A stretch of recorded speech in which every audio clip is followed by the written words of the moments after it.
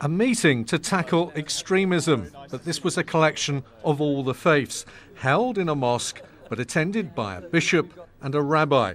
This was about the freedom to practice one's faith without fear. For me, it was very good to learn about Muslim fears for their security as well, because we in the Jewish community are quite concerned about our security. At the heart of all the main world religions is peace and community building, and that we condemn violence of all kinds. This summer tested that unity to breaking point, but Birmingham's togetherness held. One man, 82-year-old Mohammed Salim, was stabbed, killed simply because he was a Muslim.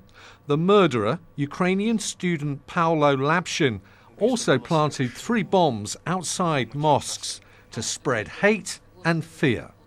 I've been very struck by that strong sense of community and how by continuing to maintain that we will be that much stronger in confronting those who would seek to divide, and how we stand together in confronting those who might seek to use extremism in that way. The government itself says that the greatest security threat facing the UK comes from Al-Qaeda-style groups. But many of the communities who've gathered in Birmingham today say that what concerns them is extremism from the far right. It's not just the Al-Qaeda-inspired work that takes up the time of the West Midlands Counter-Terrorism Unit. We're also doing work around the extreme right wing, around extreme animal rights and extreme environmental protests and so on. So we have a broad sphere of work, but not all of it is Al-Qaeda.